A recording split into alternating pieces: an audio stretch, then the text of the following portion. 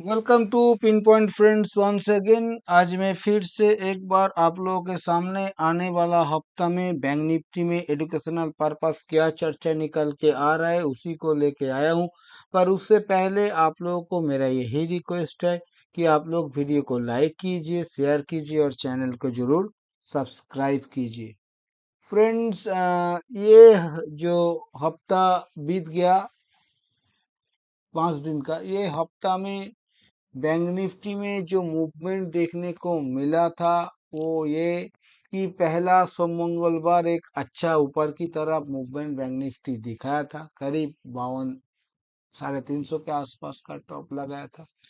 और उसके बाद बाकी के 3 दिन ये जो ग्रीन कैंडल, बड़ा मारूबोजू ग्रीन कैंडल बना था 29 अक्टूबर को,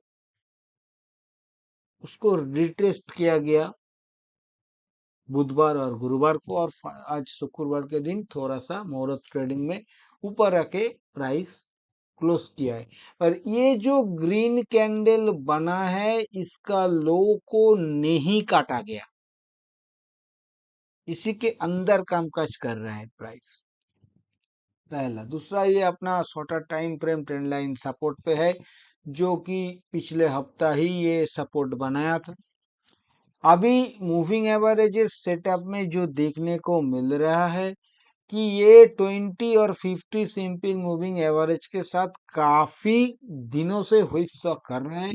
50 सिंपल मूविंग एवरेज अभी भी राइजिंग है, 20 सिंपल मूविंग एवरेज फॉलिंग हो गया था, अभी फ्लैट होने का कोशिश कर रहा है, डेथ क्रॉसओवर अभी भी बना हुआ है। पर प्राइस यहाँ पे 20 सिंपल मूविंग एवरेज को पिछले 3-4 दिन से सपोर्ट बनाने का कोशिश कर रहा है। जब से ये प्राइस 20 सिंपल को काटा है, काटने के बाद 20 को सपोर्ट बना के 50 को नेगोशिएट करने का कोशिश कर रहा है। अगर 2-4 दिन ये चले और उसके बाद प्राइस ऊपर की तरफ मूवमेंट करे तो यहाँ पे 20 और 50 के बीच पॉजिटिव क्रॉसओवर भी देखने को मिल सकता है। इसको ध्यान में रखना पड़ेगा और वहां पे प्राइस ऊपर जाने का कोशिश करेगा। इसका और भी कुछ रीजन है, मैं बताने का कोशिश कर रहा हूँ।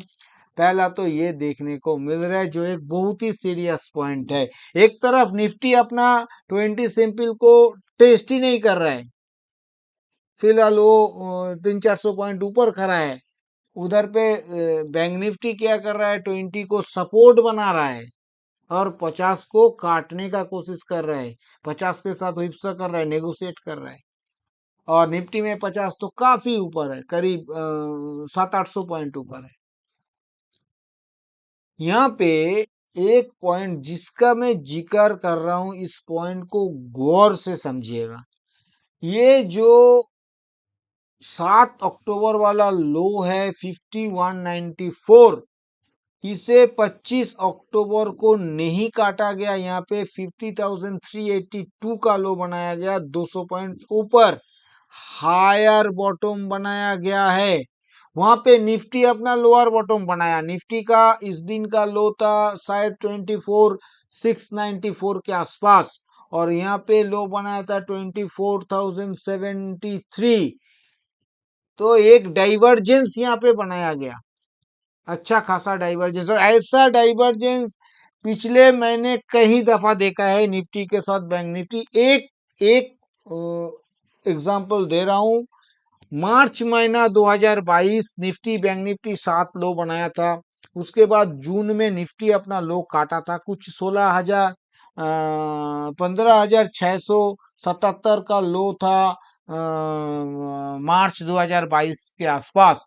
और करीबन 15,183 का लो बनाया था जून 16 या 17 2022 को निफ्टी। पर वहां पे बैंक निफ्टी अपना मार्च वाला लो को 101 पॉइंट के लिए नहीं काटा था, छोड़ दिया था, हायर लो बना के गया था, एक डाइवर्जेंस क्रिएट किया था। उसके बाद प्राइस ऊपर की तरफ भाग गया। उससे पहले भी इस तरह का कई सारे इंस्टेंस है।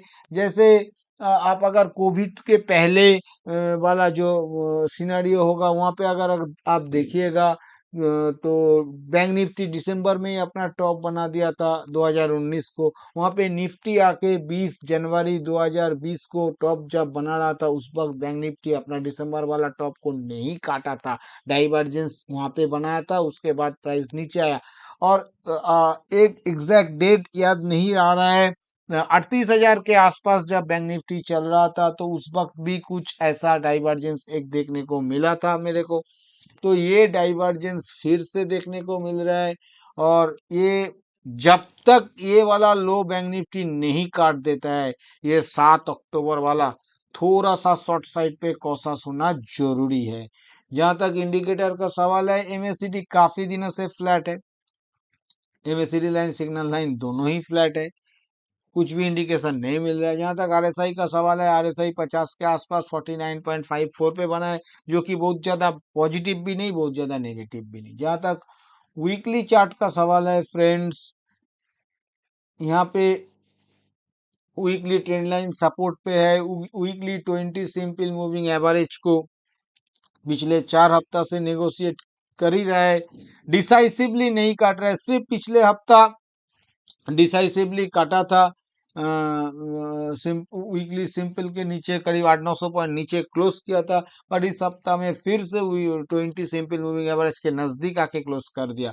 भला ही प्राइस नीचे है, 51,723 पे मूविंग एवरेज है, प्राइस का क्लोजिंग आया 51,673, 51 पॉइंट नीचे है। पर ये बहुत ज्यादा डिसाइसिव नहीं माना जाएगा, क्योंकि जो बात अभी अभी मैंने कहा है वो सब डाइवर्जेंस, डेली चार्ट में मूविंग एवरेजेस, सेटअप, ये सब देख के फिलहाल लग रहा है कि प्राइस कुछ कहने का कोशिश कर रहा है, उसे थोड़ा सा रेट करना चाहिए।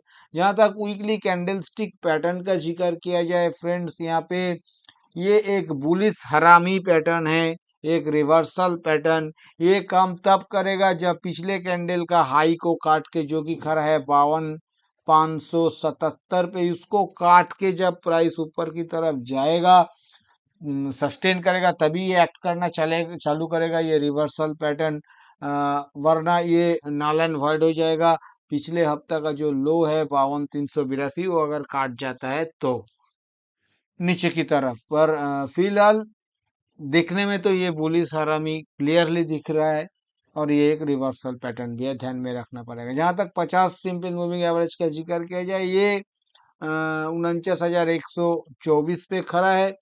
निफ्टी पे 50 सिंपल मूविंग एवरेज 54-55 हफ्ता से टेस्ट नहीं हो रहा है। पर यहाँ पे ऐसा सिनारियो नहीं है, यहाँ पे तो ये जून वाला जो इलेक्शन वाला हफ्ता था, वहाँ पे 50 सिंपल भी टेस्ट हो गया, डेली 200 भी टेस्ट हो गया।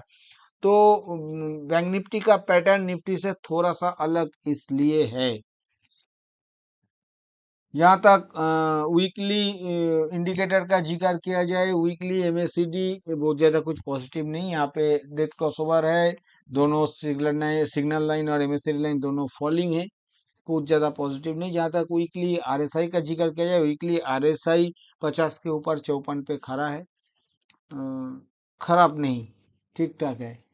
मंथली क्लोजिंग भी मिल चुका है कल के डेट में, तो यहाँ पे देखा जाए तो मंथली रेड रेड कैंडल बना है।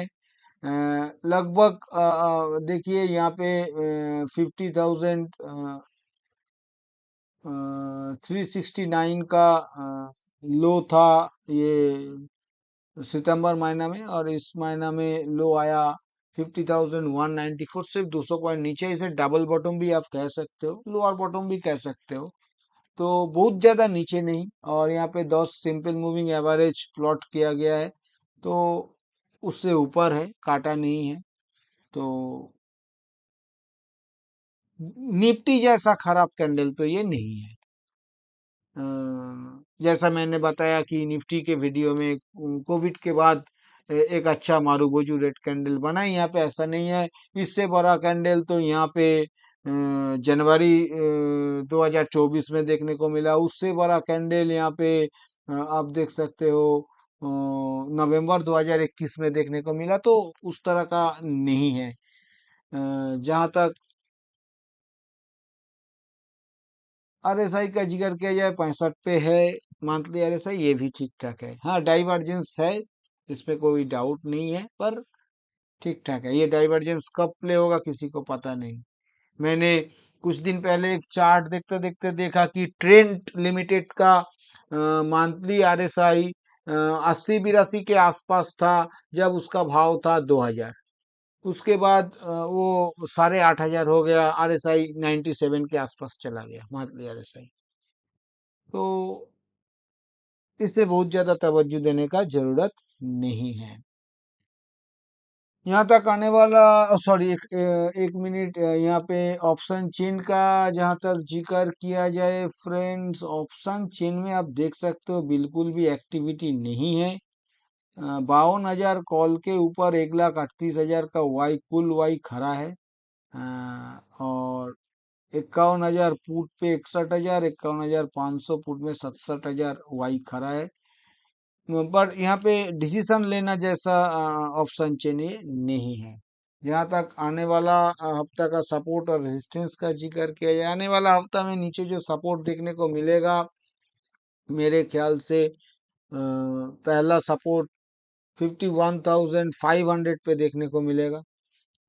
दूसरा सपोर्ट 51,200 पे, और तीसरा सपोर्ट 50,900 पे देखने को मिलेगा। ऊपर में पहला रेजिस्टेंस 52,000 पे देखने को मिलेगा, दूसरा रेजिस्टेंस 52,400 और तीसरा रेजिस्टेंस 52,800 पे देखने को मिलेगा।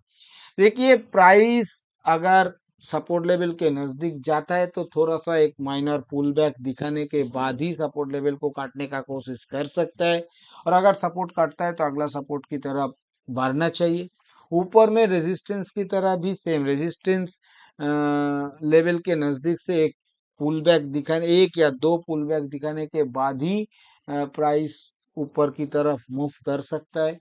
और अगर रेजिस्टेंस काट देता है तो मेरे ख्याल से अगला रेजिस्टेंस की तरफ प्राइस जाने का कोशिश कर सकता है। फ्रेंड्स, मैंने इस वीडियो में आप लोगों के साथ जो भी चर्चा किया ये सभी मेरा खुद का एनालिसिस के ऊपर लिया हुआ मेरा पर्सनल व्यू है। ये एडुकेशनल पर्पस है, क्योंकि ये कोई बाई सेल रिकमेंडेशन नहीं है और मैं भी कोई सेबी रजिस्टर्ड एनालिस्ट नहीं हूँ। इसलिए इसके ऊपर किसी भी रियल ट्रेड लेने से पहले आप अपना खुद का फिनेंशियल एडवाइजर का सलाह लेके ही रियल ट्रेड लीजिएगा। और अगर वीडियो आप लोगों को पसंद आया तो वीडियो को लाइक और शेयर करना मत भूलिए। थैंक यू दोस्तों, हैप्पी ट्रेडिंग।